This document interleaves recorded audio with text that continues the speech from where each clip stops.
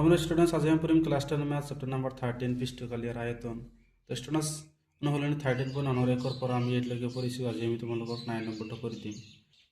তো students question number 9 কি কই চাবা চিত্ৰ 13.11 এটি হল চিত্ৰ 13.11 দেখৰ দৰে এটা গোটা বেলুনৰ পৰা দুয়োটা মূৰৰ পৰা অৰ্ধগোলক আকৃতিত কাটি এটা কাঠৰ বস্তু বনোৱা হল যদি বেলুনৰ উচ্চতা 10 সেন্টিমিটার আর ইয়ার ভূমির ব্যাসার্ধ কিমান 3.5 সেন্টিমিটার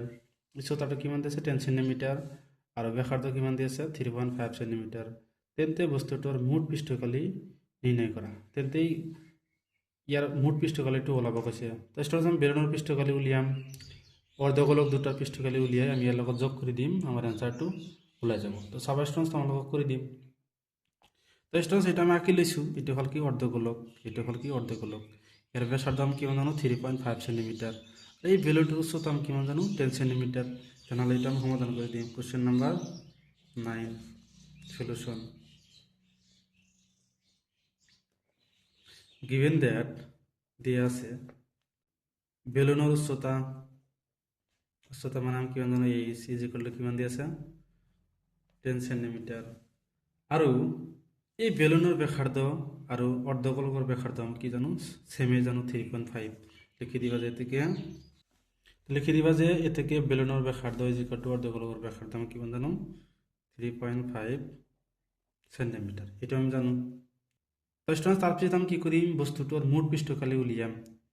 তো কেনেকৈ উলিয়াম আমি অৰ্ধগোলক দুটাৰ পৃষ্ঠকালি উলিয়াম তাৰপিছত বেলুনৰ কালি উলিয়াম ওলোৱাৰ পিছত আমি তিনিটা যোগ কৰি দিম আমাৰ এনসারটো ওলাই যাব তো লিখি দিবা যে এতে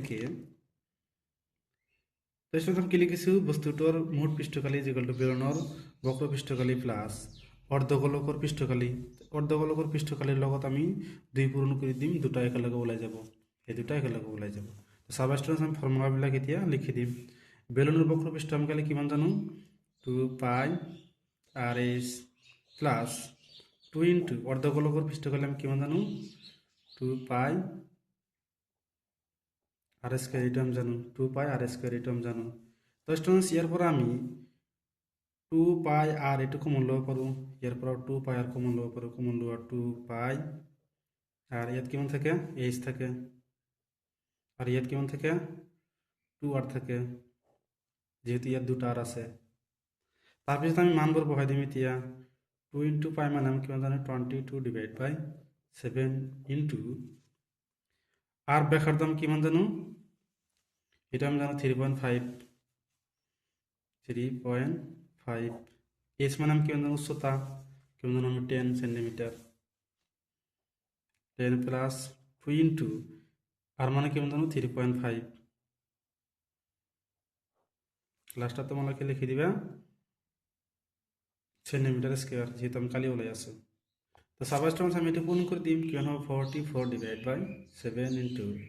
3.5 10 প্লাস এটু ইয়াৰ লগত পূৰণ কৰিলে কিমান হ'ব চাবা আমি পূৰণ কৰি দিম ইয়াত 3.5 এৰ লগত পূৰণ কৰিলে কিমান হ'ব 5 2 গুণ 10 1 3 2 গুণ 6 রেখে 7 এক গড় পিছত পয়েন্ট আছে পয়েন্ট বহাই দিয়া কিমান হ'ব 3.5 এর লগত 2 পূৰণ কৰিলে কিমান হ'ব ডাইৰেক্ট 7 হ'ব 7 সেন্টিমিটাৰ স্কয়াৰ তাৰপৰে স্টুডেন্ট আমি কি কৰিব পাৰো 7 ৰে আমি 3.5 ক ডিভাইড কৰিলে কিমান পাম 0.5 পাম